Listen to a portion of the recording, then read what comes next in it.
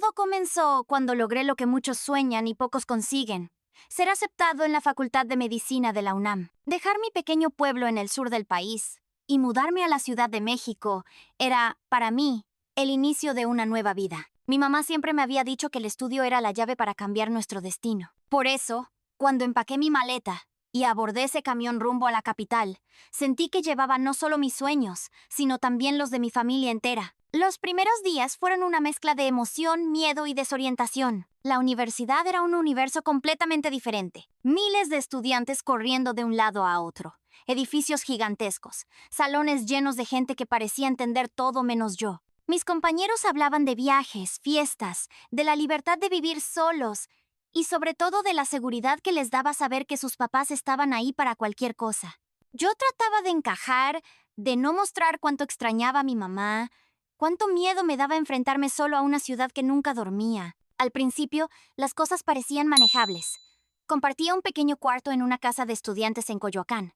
Mi mamá me enviaba cada mes lo justo para la renta, la comida y lo básico. Me prometí que no la decepcionaría, que sacaría las mejores calificaciones y algún día podría regresarle todo el esfuerzo y sacrificio. Sin embargo, muy pronto, la realidad me golpeó. El dinero no alcanzaba. La ciudad era cara. Los libros costaban más de lo que podía imaginar.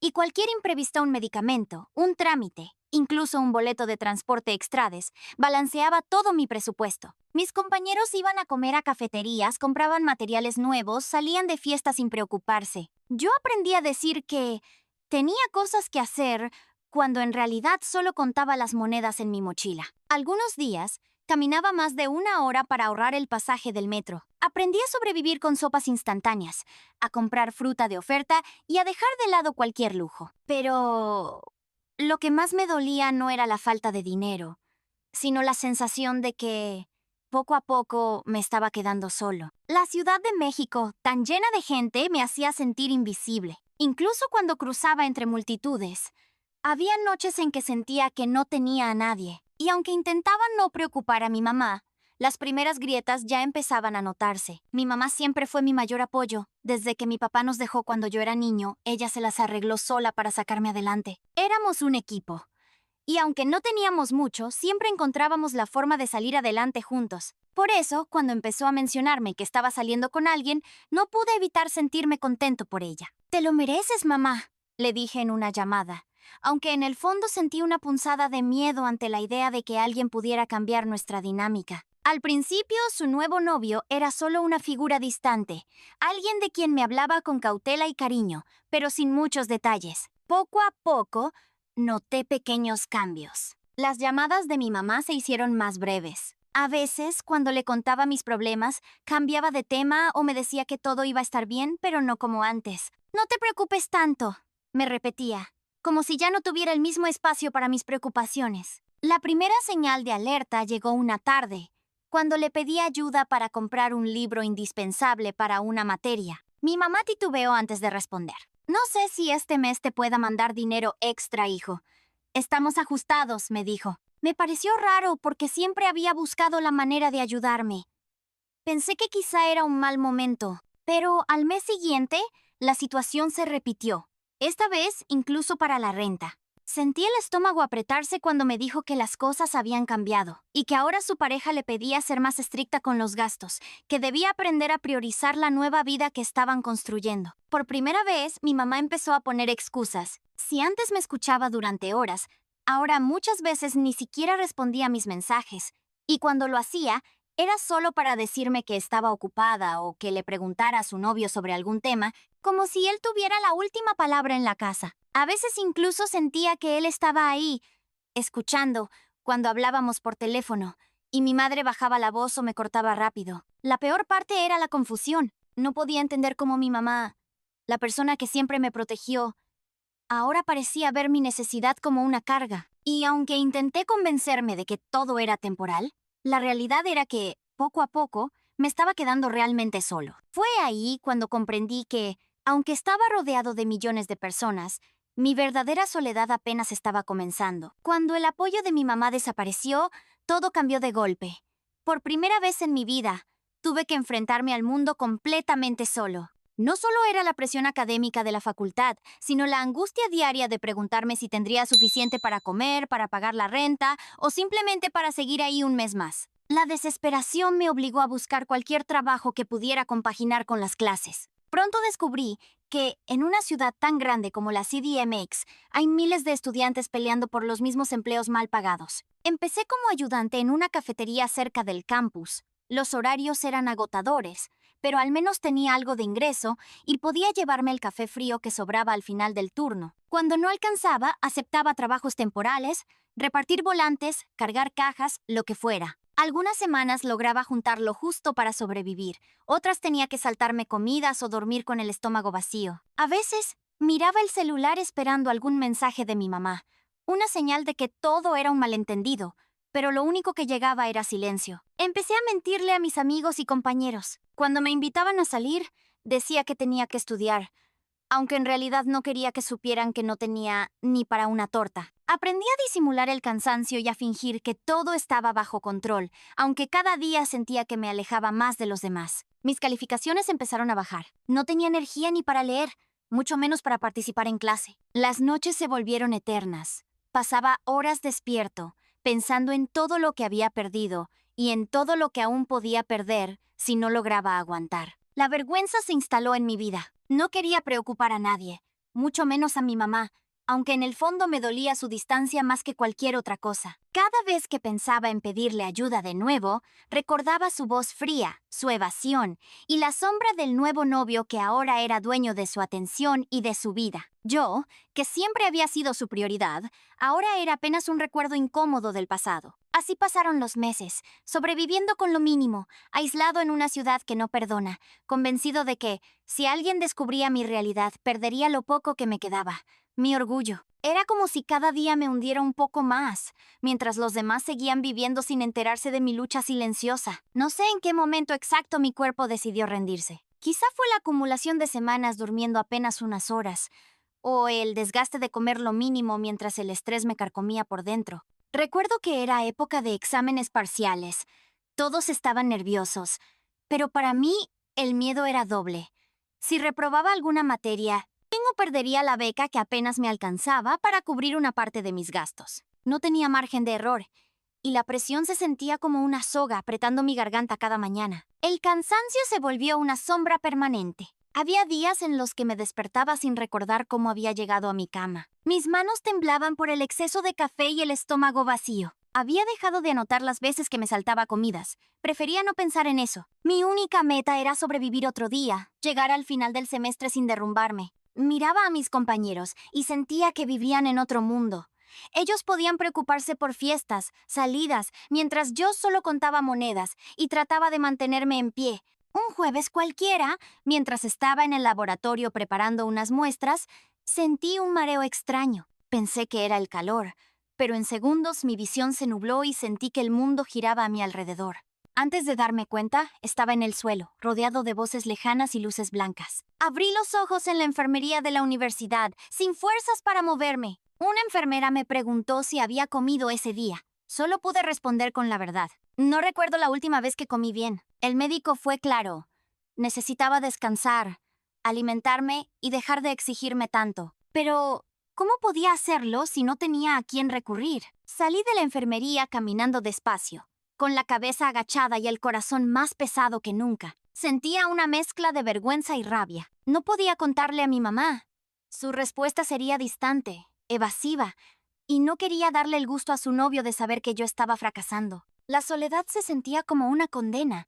Ni siquiera tenía a quién llamar para pedir ayuda. Esa noche, tumbado en mi cuarto, miré el techo por horas. El sonido de la ciudad era un eco lejano, y por primera vez en mucho tiempo, sentí que estaba realmente al límite. Lloré en silencio, sin poder controlar el temblor de mis manos. Me pregunté cuántos más estarían pasando por lo mismo. ¿Cuántos estudiantes invisibles se rompen en la sombra sin que nadie lo note? Solo entonces entendí que mi mayor miedo ya no era fracasar en la universidad.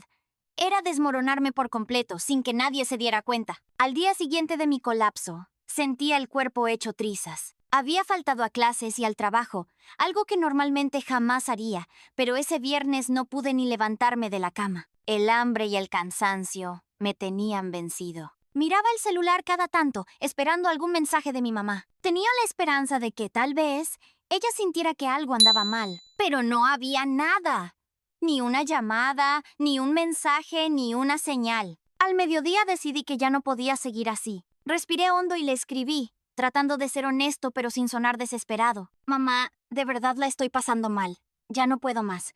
¿Podrías ayudarme este mes aunque sea con un poco? El mensaje tardó horas en ser contestado. Cuando por fin vibró el teléfono, sentí un nudo en la garganta. Lo que recibí fue un audio breve, seco, imposible de borrar de mi memoria. Hijo, entiendo que te sientas así, pero tienes que aprender a salir adelante solo. Las cosas aquí cambiaron y no puedo ayudarte más.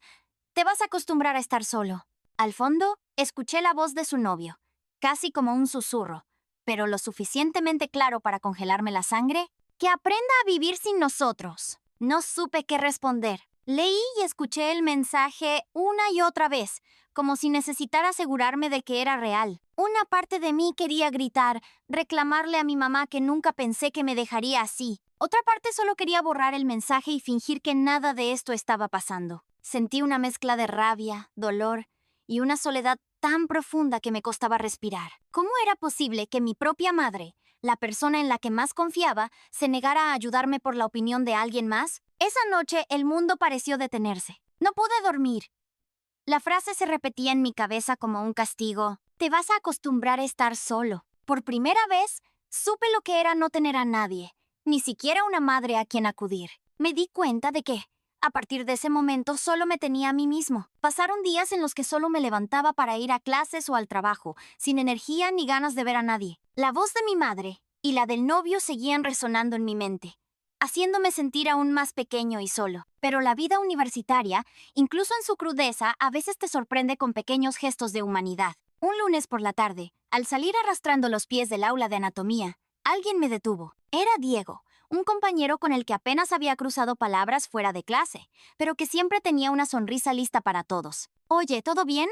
Te ves más flaco que el esqueleto del laboratorio, me bromeó, tratando de quitarle peso a la situación. Por primera vez en semanas, solté una risa, aunque fuera amarga. No supe cómo, pero terminé contándole una parte de mi historia. Que mi mamá había dejado de ayudarme, que trabajaba en lo que podía y que estaba cansado de fingir que todo estaba bien. Esperaba una reacción incómoda, un consejo vacío, pero Diego no se sorprendió. No eres el único, bro. Aquí nadie la tiene fácil, pero nadie debería pasarla solo, me dijo. Me ofreció acompañarme a la cafetería universitaria y, sin decir nada, pagó mi comida.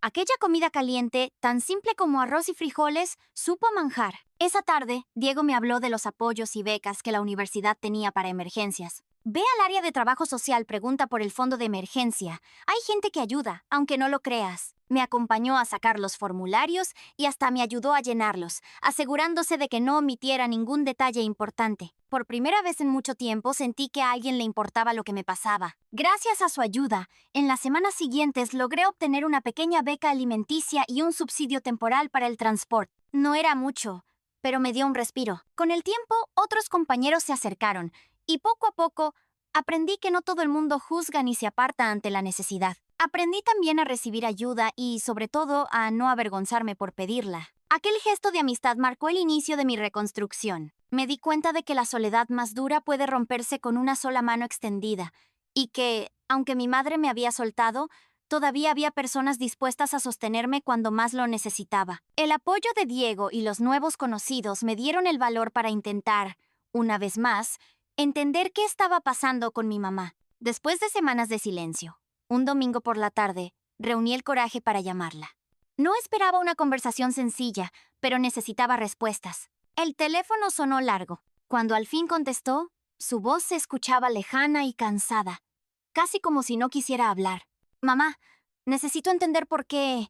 Empecé, con la voz quebrada. Hubo un silencio incómodo. Luego escuché un suspiro. No puedo, hijo. Las cosas ya no son como antes. Le pregunté si era por dinero, por el novio o por algo que yo hubiera hecho. Por primera vez, no hubo evasivas. Mi mamá bajó la guardia y me confesó lo que más temía.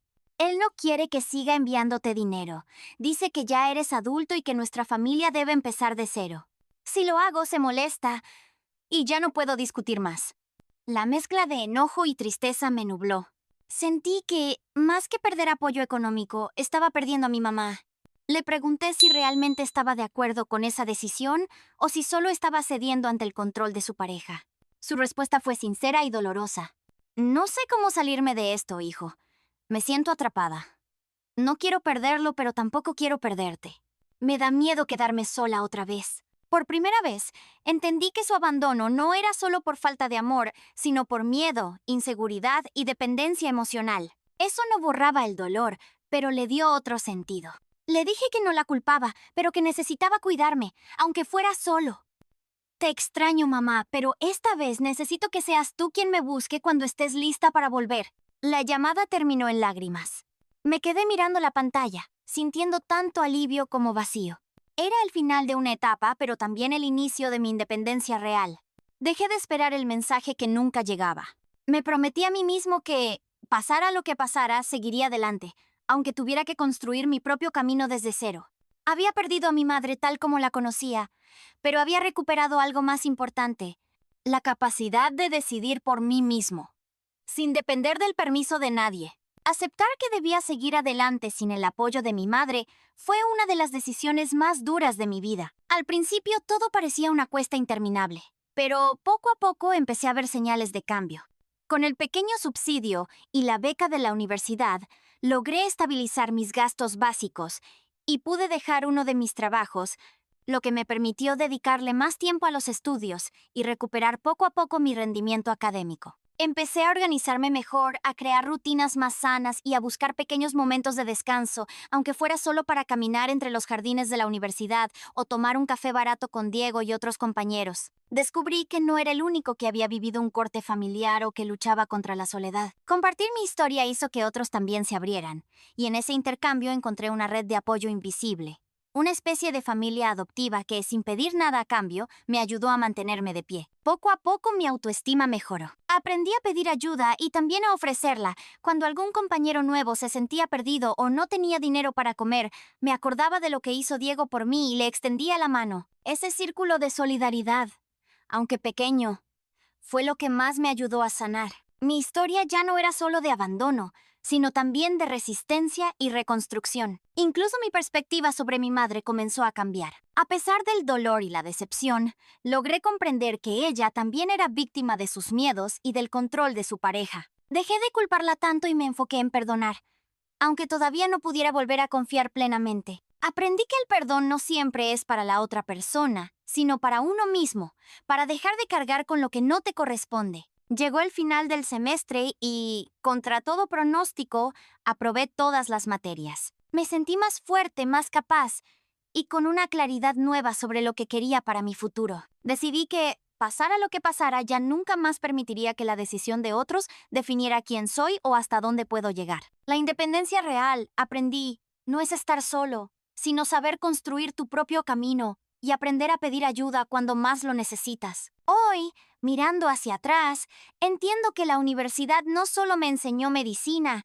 sino lo más importante sobre la vida y sobre mí mismo. Aprendí que, a veces, la traición o el abandono no vienen de un enemigo, sino de la persona que más amas, y que sobrevivir a eso no te vuelve más frío, sino más fuerte y más humano. Descubrí que hay familias de sangre, pero también familias elegidas, formadas por personas que te tienden la mano justo cuando crees que ya no queda nadie. Si algo me dejó este año, es la certeza de que la soledad, aunque duele, puede ser también un punto de partida. Si estás pasando por algo parecido, si sientes que no tienes a quién recurrir o que la gente que debía cuidarte te ha soltado, quiero que sepas que no eres el único. A veces la ayuda llega de donde menos lo esperas, y siempre hay personas dispuestas a escuchar o a darte una oportunidad. No te avergüences de pedir apoyo ni de contar tu verdad. Yo lo hice cuando ya no me quedaba más remedio, pero ahora sé que no hay que llegar al límite para tender la mano o para aceptar que necesitas ayuda. La vida no es una competencia de resistencia.